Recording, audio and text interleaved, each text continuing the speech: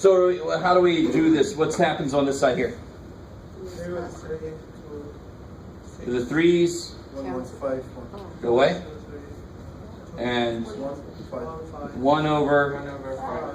Now see, now this is interesting. The minute you learn about cross multiplication, you start cross multiplying at the wrong time. This is the multiplication of two fractions. You multiply straight across, but we can be smart about it. We can reduce before we do that. There's no cross multiplication. This is not a fraction equals a fraction. That's the only time cross multiplication works. So I still see, even in like Math 176, I see students who do, they see this, and on the next step I get 15 over 20 or something, and you can see what they did, right? Don't do that. It doesn't make any sense there. That's not where cross multiplication works. If I have a fraction equals a fraction, cross multiplication, that's where it comes from. Right? This is multiplication of fractions. I would reduce if I could, and then multiply across. You cross multiply one time, then that's it. Because there's an equal sign between those. Now I'm looking at this, there's a multiplication sign between them. I can reduce and then multiply across, and I get 1/5. I like it. And over here I get nothing reduces. 8 over 35. Is that true? A little question mark up there because we don't know. So is this a true proportion? Is that a true proportion? No, because this did not come out equal. Not true. Or even, you could say, Wrong. false. Not no solution. We're not solving this. Okay. So any other questions from... So, just to be clear, it would be the same for number 27 too then? Only Exactly the same. All numbers plus the 1 at the end. Yeah, so let's look at 27. Here, you guys try out number 27, if you haven't done this one already.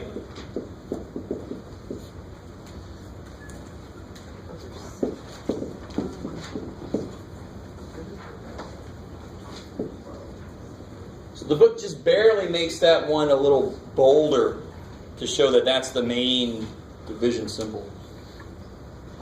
So I try to make it just bigger.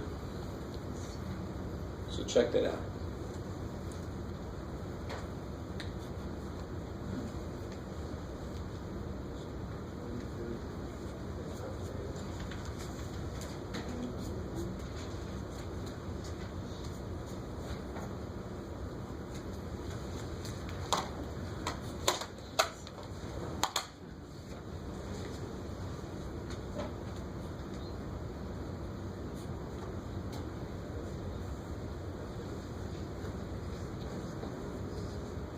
So what's the first step you guys are doing? 4/5 times 9. 6 times 6 over 5. I like it.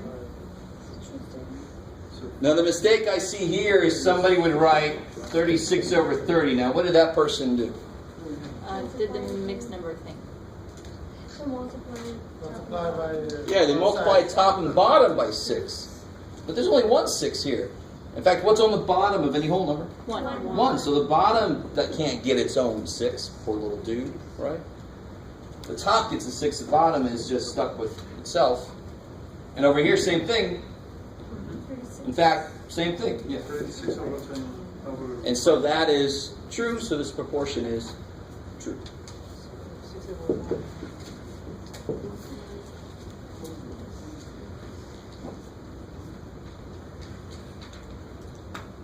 All right. How are we doing? Is that cool? Yeah. So it's just really practice with cross multiplying, but it's a nice application of it, checking to see whether some given proportion is true or not. All right. Any other questions from? Yeah. 48. 162. The decimal one. Oh yeah.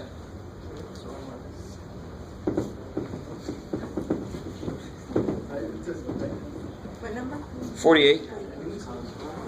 The same 6. 62, yeah. 62.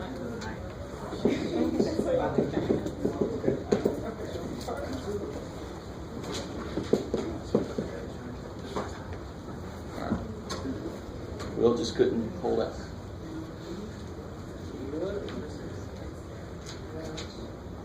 So again, the process doesn't care. We got ends and we got decimals. The process doesn't care. Oh, So, I think I might have. so negative 0.2 n.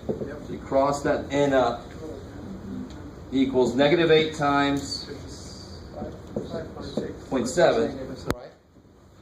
You can always write the product and then worry about doing the multiplication next. So you don't try to keep too much in your head at once.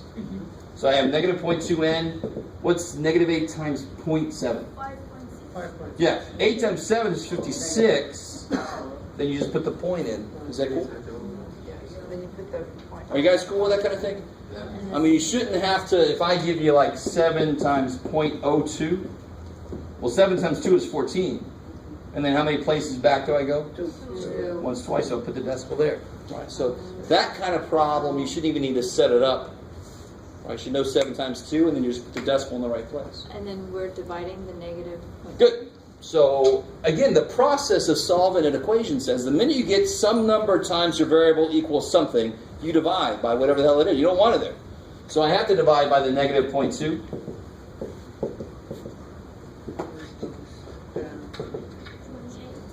Here's the neat thing. Watch this. I can multiply top and bottom of this by anything I want to. So I can multiply it by 10. So I really have negative 56 over negative 2. What's 56 cut in half? 28. The negatives, of course, cancel.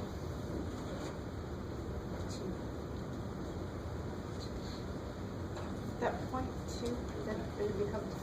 I mean, 20, no. Does it become 20? What is it, point 2? So, If it 56, 5.6 times 10. yep. So on this step here, you can multiply both sides by 10, right? If you Right. wanted to. Or you can, anytime you have the division of decimals, you can multiply top and bottom by whatever you need until you have no more decimals, at least in the bottom, right?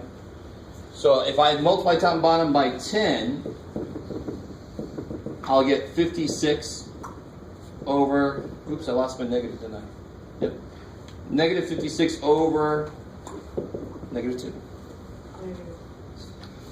Oh, because there's a 0. Right, because if I had There's a 0 in 0.2 front of into it. 5.6, what's the first thing you do? Move it. Yeah, move that, and that's the equivalent to multiplying top and bottom by 10. That's why you're allowed to do this.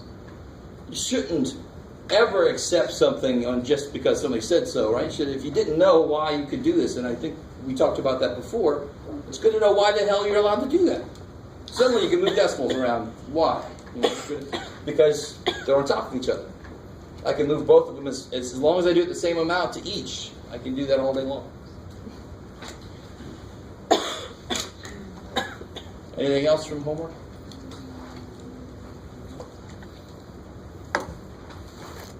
Okay. I'm an optimist. I'll take that to mean it's going okay. All right, so let's do this. A little review.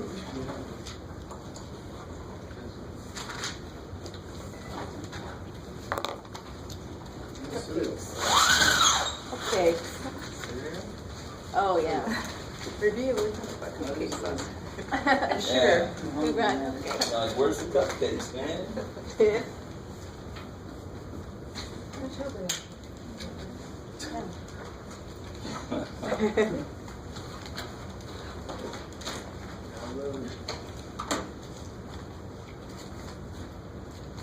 Sounds good.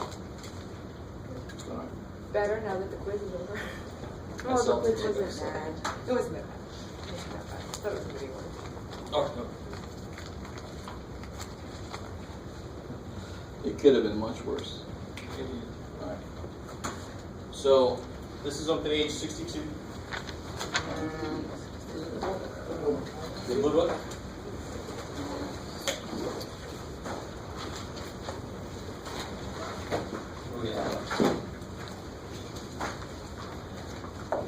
number 9. Determine whether it's true. Like the one we just did. 62. Page 62. It looks like this, hopefully. Let's have an older version of this. Yeah. Yep, cool. So number 9. Let's see. Number 12. And 15 to give you some nifty fractions inside fractions. Really don't push this. What's that? No?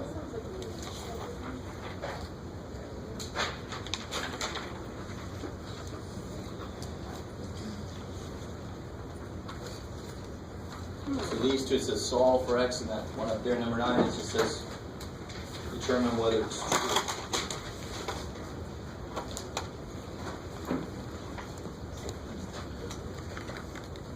$62.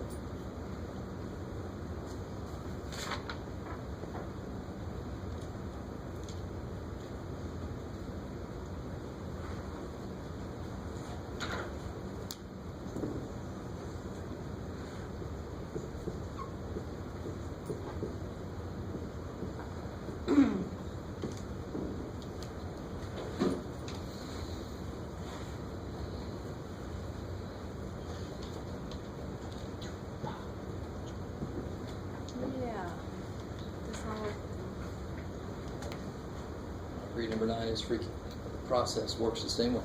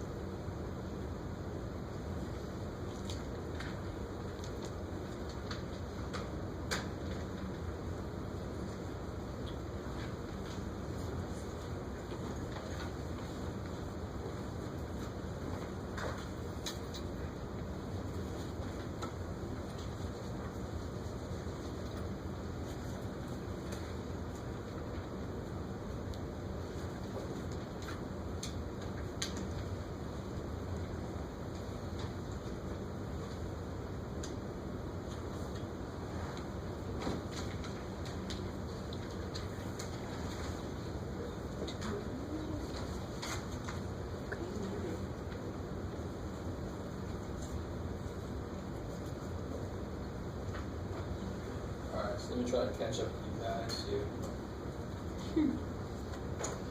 So, did anybody, what was the first thing you guys did on this one here? Alright, cool. So you can just go ahead and straight up cross multiply. So you get 9 times 1/2. 3 times. And then 3 times 1.5. I like it. Now, of course, the worst part about the whole idea here is to compare those two numbers. And one side is all about fractions, and the other side is all about decimals. So you want to make them agree. So what is 9? You could say 9 divided by 2. 4.5. Yeah, is that cool? Yes. 9 divided by 2 is 4.5. So you make it into an improper mixed number, you'll get 4.5. And what's 3 times 1.5? 4.5. 4.5. So it's true. So it's true. There- Is that cool? Is that all right? So anytime you have a problem where you have to compare, like if you have to say if it's greater or less than or equal to or something, and they give you a fraction on one side, a decimal on the other side, this is exactly the same thing. You have to compare these two. You want to make them both look like decimals or both look like fractions. So you could have on this problem, From the very beginning, you could have written this as 1/2 over 3 equals, what's 1.5? That's 1.5. What is that as an improper fraction? 15. Oh, thank you.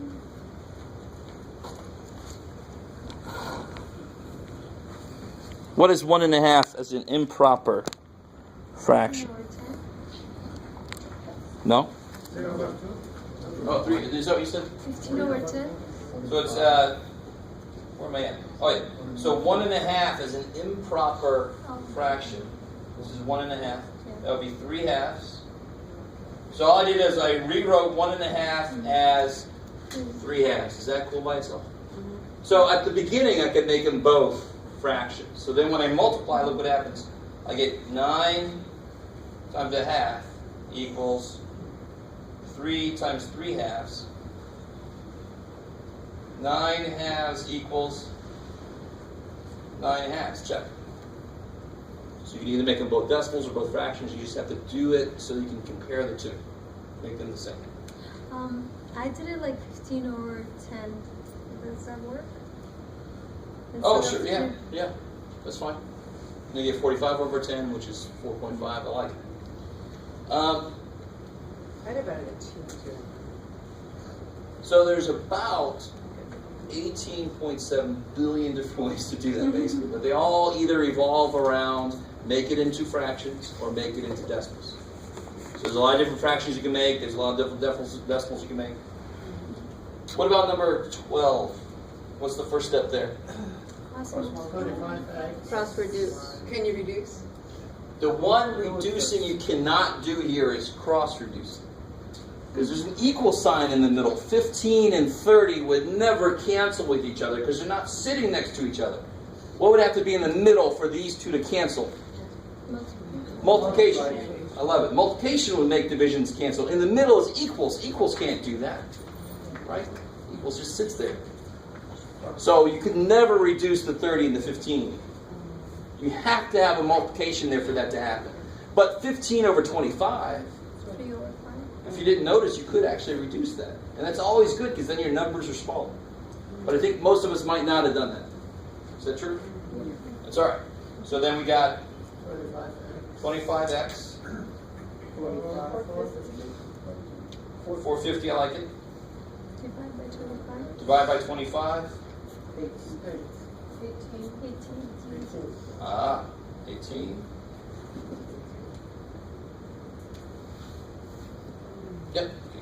Okay, cool. If you were to do that problem and reduce this first, we'll go up here some white space. So I have x over 30 equals 15 over 25. How do I reduce 15 over 25? 3 over 5. Yeah, 5 goes into both. 5, 3. So I get 3 over 5. So now it looks a lot better. In fact, I don't even need to use cross multiplication. Are you with me? What did I multiply 5 by to get 30? 8. No, 6. 5x. 6? So what do I multiply 3 by to get x? No, come on now. Whatever you do to the bottom, gotta do the same thing. So 3 times 6 is 18. There's a much quicker way to get 18. Do you see what I'm saying? You always can do cross multiplication if you have a fraction equals a fraction, but you also can if the bottoms are directly related. That's the quickest way to do this kind of thing. If I have 2 7s equals x over 49, you do not have to cross multiply. What must x be? Why 14?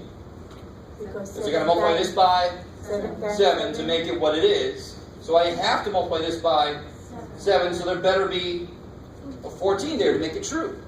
And when I'm solving equations, I'm trying to figure out what x would make this true. So if the bottoms are directly related, I do not have to cross multiply unless the direction said you must cross multiply. You're all good. Right? Okay. Or you do say shift. I don't know. Say shift.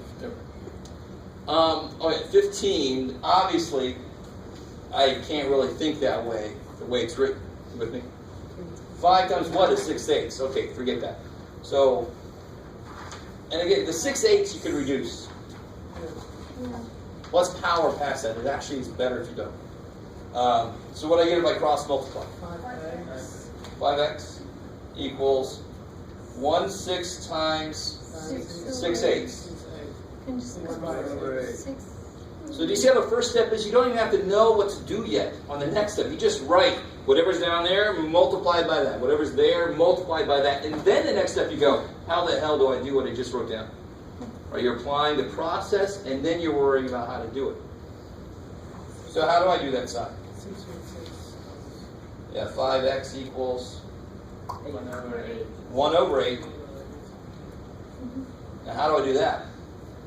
Divide by 5. Divide by 5, divide by 5. How do I divide a fraction by 5? Flip. Good. 1/8 divided by 5 is 1/8 times. 5. No. Oh, 1/5. 1/5. Yeah. So we'll be 1/40. Like, it's, Times 1. I love it. By 2. Let's see what happens there. So we're doing the same problem again. Can I get it over there? Hey, you can see No, I can't get it over there. That's your mom. Brr. It's not wrong, we just have to flip it. So if I have 5 over 1/6 equals, and then you make the 6/8 become 3/4, right? You reduce that 6/8. Anytime you have a fraction sitting anywhere, if it's reducible, you can reduce it. You're not changing the math at all. It represents the same number. So then if I start doing this, you get 5x equals 1/6 times 3/4. So you got 5x equals 3 goes into 6 twice. I still get my 1/8, and eventually I'm going to get my 1/40. I love it. Sweet. What's up? Wait, go back. You went, x, and then you had the 1/8 times 1/5. Over the here. other problem? Oh, okay. Yep. Okay. So it's the same problem, just a little different starting. Oh, okay. How we doing? Is that all right? Some of you guys that can't read. I never want to play poker with some guys. I have no poker face. This is why I don't play poker. I know the math, but I do not have the face for it. Let's see. Oh, so now 6-3. Let me see. How would I set up this? This is something we all live with all the time. And I don't know if you guys ever, if you're on a long trip, Driver. I know where you're going. you know where I'm going? And sometimes you're on a road where There's no you gas pass the gas station, and the next gas station is 63 miles down the road. So I've been on roads where it's even further down. So you have to, as you're approaching that last exit for gas, you think, oh, how much gas do I, and then some of you guys just say, get off the damn road, get some gas there. But I might be I don't know, broke student with not much money. I might be thinking, can I make it home? That would be even another thing. To Sure. work on. You don't have to push your car. I have done exactly that before. So I need to know how much gas my car takes to go so far, and of course that's the gas mileage. We all kind of know that about our cars. And of course the lies that we're told, and then the reality sets in after we buy. So on this one it says she averages 588 miles on a 21 gallon tank of gas. It's a big ass tank. So what can I set up from that statement? I could if I wanted to. I could say 588 miles to 21 gallons. Or I could say what? 21 gallons over to 580 miles. Cool. I like it. Right, either way that you want to. Now, when you start setting up equations, what does math require to happen? If you choose a way, it's got to stay that way, right, for the other side. So now let's look at this first problem. How far can she drive on 6 gallons of gas? So it sounds like me. I got money to afford 6 gallons of gas. My car was empty. Put the 6 gallons in. Can I make it home? Am I going to hope for a hill at the end? What's going to happen? So I like this. So we get, which way do you want to set up what we're told? You can pick a way. First. Yeah, 588 over 21. So this is miles to gallons, right? So what do I know is my situation? Does the bottom have So to be 6? Good. So I've already established that gallons goes at the bottom. So 6 gallons on the bottom. And I have no idea how many miles, so that's X on the top.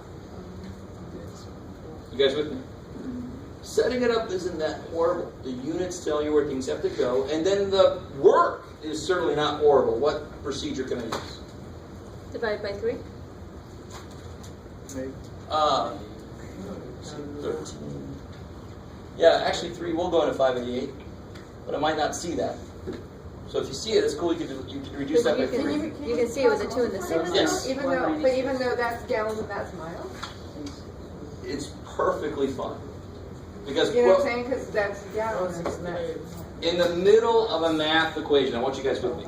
So the reason we don't write units down most of the time when we're working the math out, in the middle of a math problem, I can get weird things like foot hours or minute watts or some weird crap, right? Because my units are stuck to my numbers. So when I multiply something up and divide, at the end I'm going to divide. So if I follow, let's see if I want to do this. I'll do this once. If I keep my units in there, and I highly recommend not doing this, unless you're in some weird science class where you got to be really careful on units. If I keep my units with me, let's see what happens. You guys can? I don't care. We're gonna. Yeah, I know. That's interesting. So if I multiply this, what do I get? What's 6 times 588?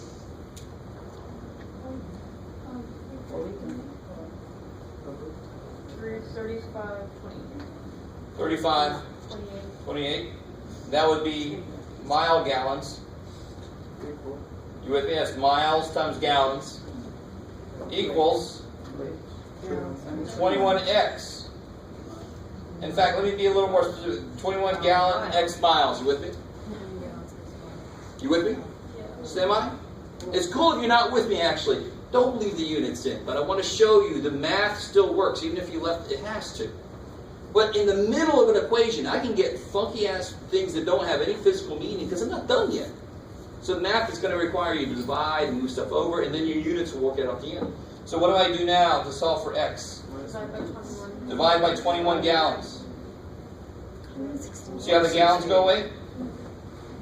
So what's my units that are left? Miles. So then I get, what's 3528 divided by 21? 168. Do it again? 168. 168. So she can go 168 miles. Can't even see what you're writing. Round trip. That happens. You with me? So on 6 gallons of gas, she can make it 168 miles. So if she lives 180 miles away, Did you want us to do it this way? Because the way I would have done it was I would have just taken 588 and divided it by 21 and then multiplied the number that I got. I love it. So if you're more comfortable with operations, if you're more comfortable with the numbers, that's beautiful. There's other ways to do it besides setting up proportions. You with me? If in the instructions I say, solve by setting up the proportion, you better do it. Because you have to know how to set up a proportion. You with me? But certainly there's other ways to do almost any problem that we do. But we always learn the most general way that will work in any situation, and then when you become more comfortable with it, you realize there's shortcuts depending on what's going on. Cool. What about number 2? What's the only difference on number 2, really? And number 1, we knew how much gas we had. And number 2, we know how far we want to go. Right? So again, it's up to me to figure out which way I want to set up my known ratio. So if we want to use the 588 miles to 21 gallons again, how would I have to set up this next part? 975 Good, the miles on top, so 975 over X gallons. I love it. And they cross multiply. Good. And they tell you in the instructions, round to the nearest tenth. So finish that one out. It's okay to use a calculator on this if you want to. nearest 10. If you don't want to, don't.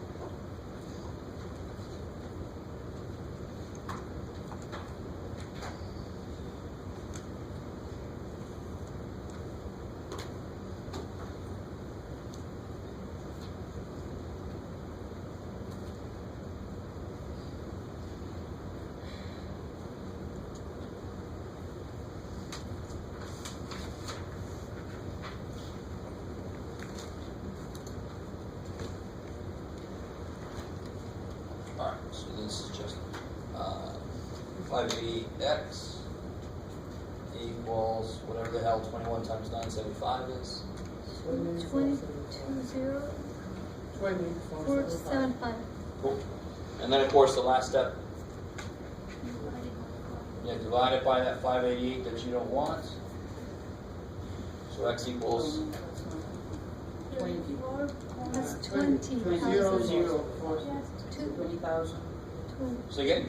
20,475. Oh, 20475, thank you. So then we divide 20,475 by 588. Yeah. 34.82. 8. Yep. And it says rounded to the nearest tenth. 34.8. 34.8 what? 35. 8. 8.8. 34.8 what? Gallons. Pounds. Okay, cool. So don't get frustrated if you said the right answer. That's awesome. But I want to hear more of it from other people. So on the next page, I'm going to have you guys try a few of them on your own. And actually, before I get too far, look at this first page again. These problems, I would ask you to set up a proportion and do them, because it's not always going to be something nice that happens. But what is 588 miles divided by 21 gallons? What is 588 divided by 21? 20. 168.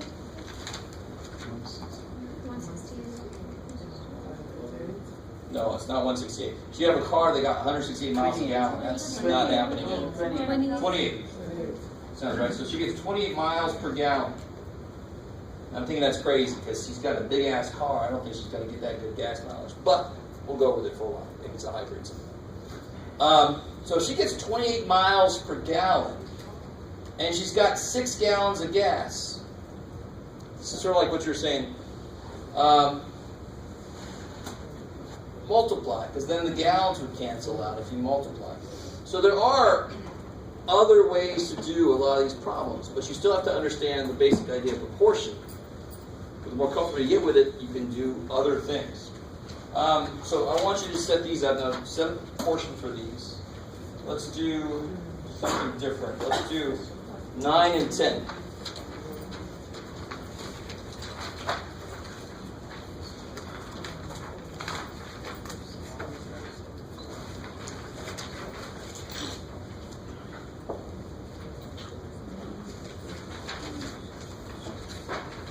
Call me over if you need some help.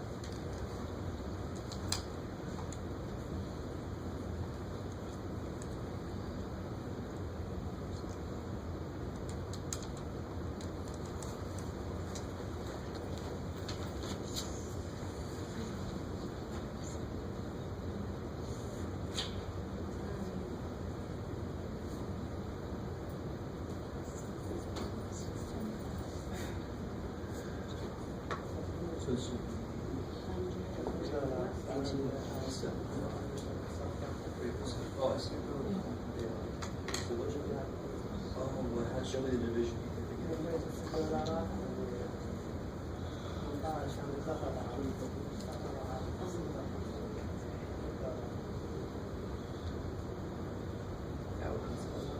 I think the person did.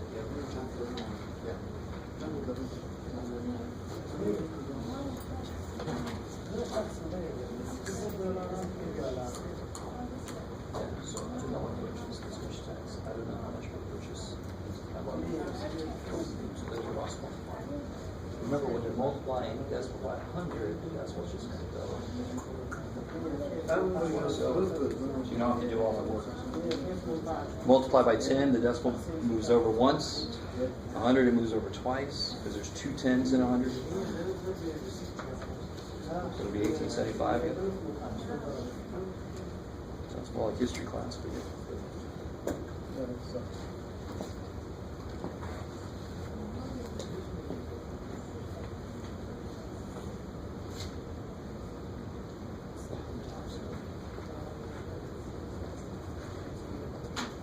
Now, of course, the next chapter after chapter 6 is all about percentages. So that's kind of like exactly what these type of problems could lead to. So there's if you use percentages, it's a whole other way to do problems like this.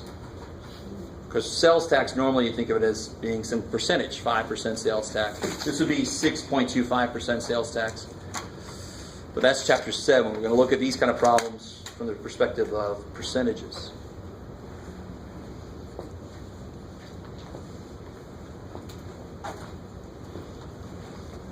So how are we doing here?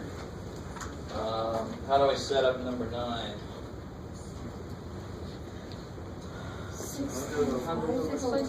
So you could say, some of you guys might have set it up the other way, but you could say $100 purchase is $6.29 of tax. So I put tax on the bottom and purchase on the top, right? So I have to equal it to tax on the bottom, which is 18.75. Purchase, I don't know. So it's always the same idea. The minute you write down the ratio where you have both numbers, you know both numbers. The 588 miles per 21 gallons, I know both numbers. The $100 purchase, $6.25, I know both numbers.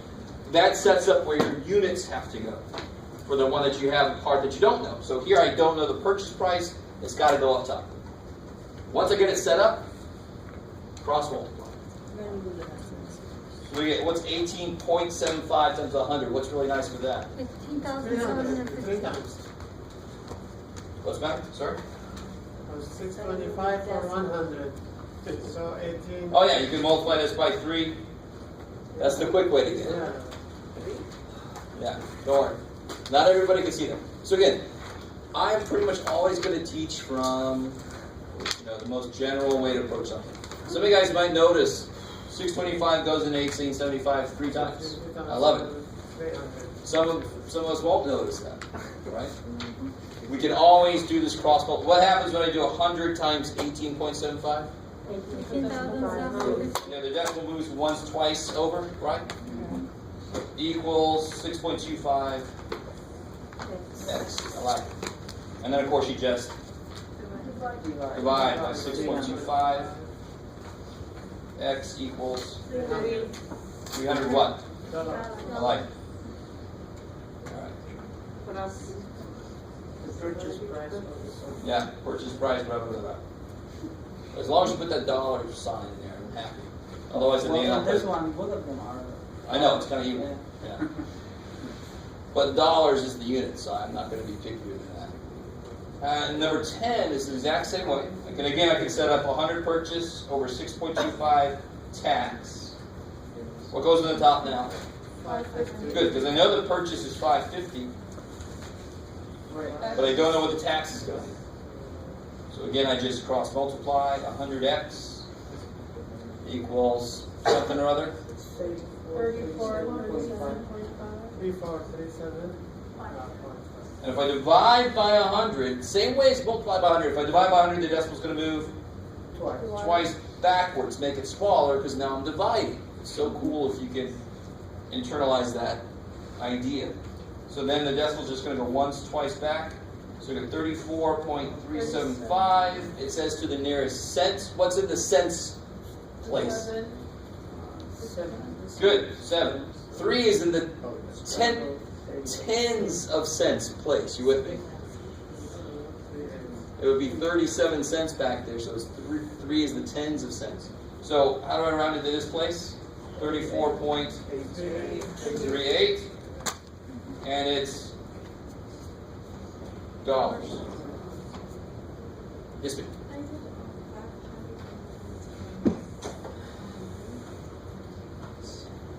So how did you set up your proportion?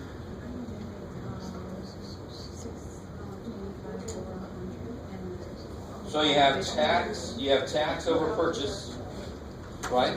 Yeah. Now what is it that I don't know in this number 10? No, what is it that I don't know? What physically do I not know? Find the sales tax, right? So X is going to represent tax. Now when you set this up, where's your tax? On the top. Well, you put the 6.25 on the top, right? And that is your tax. So that's what I mean. You have to be very careful. The minute you set up that first ratio, you set up what goes on the top, what goes on the bottom. I don't know the tax, so you would put X up top. But I do know the purchase price is $5.50.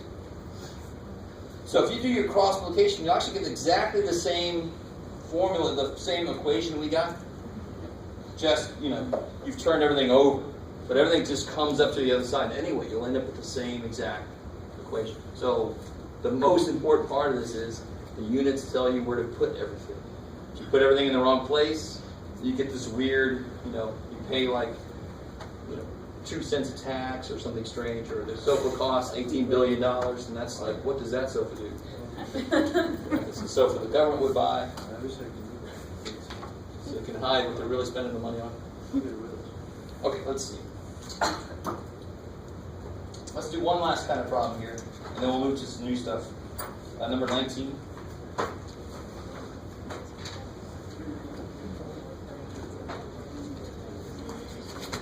Some of us might do the reverse of this. You might say, let's see, I really want to have some Big Mac. Big Mac has this many calories.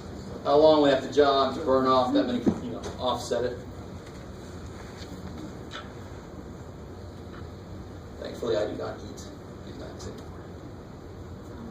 They're evil.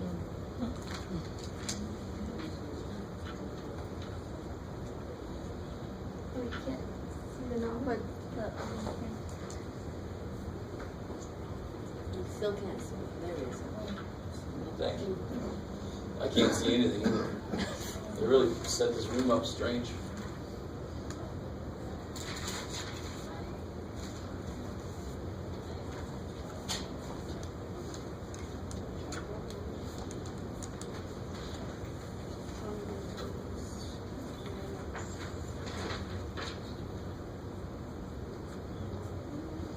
This is one I would hope some of you guys could do without having to do the whole cross multiplication problem.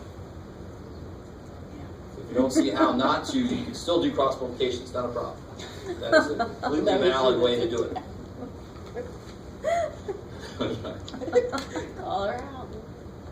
how did he know the spot?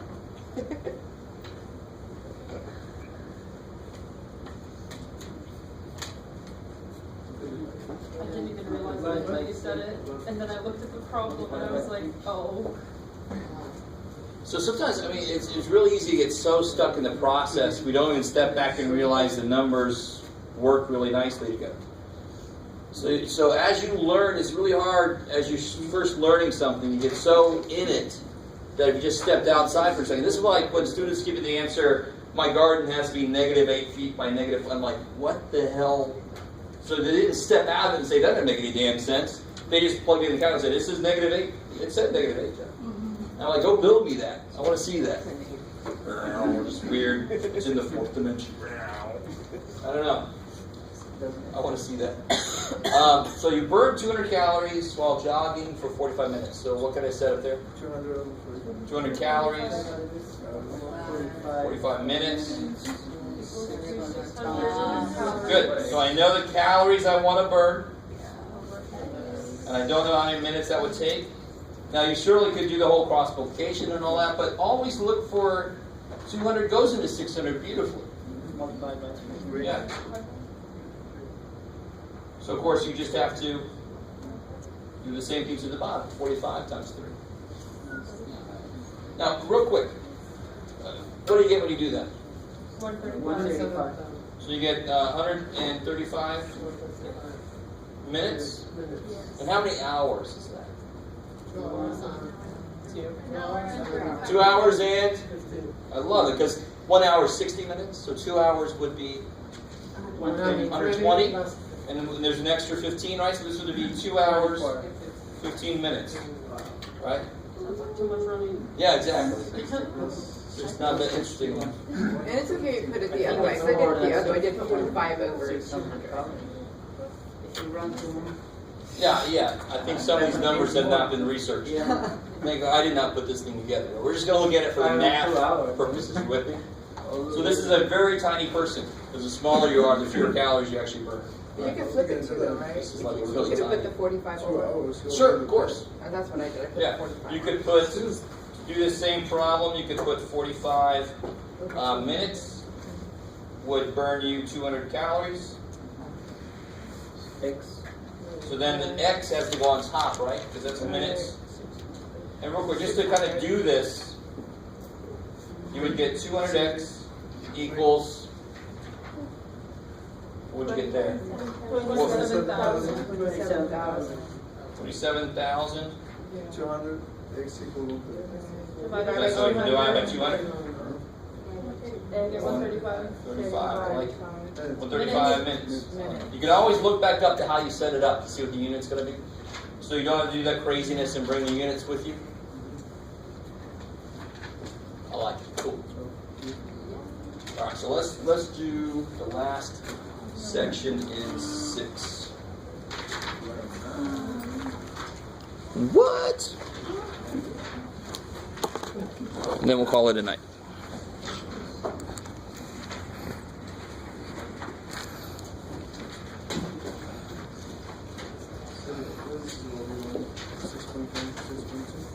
So the last section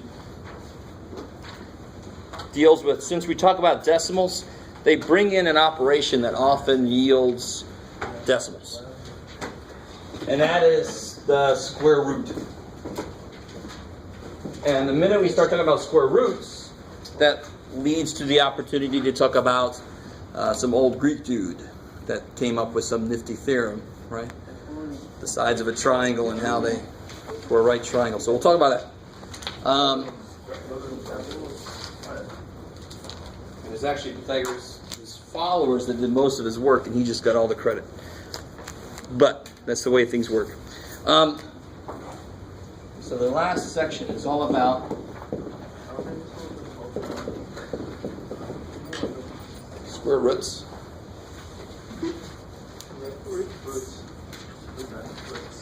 Square roots.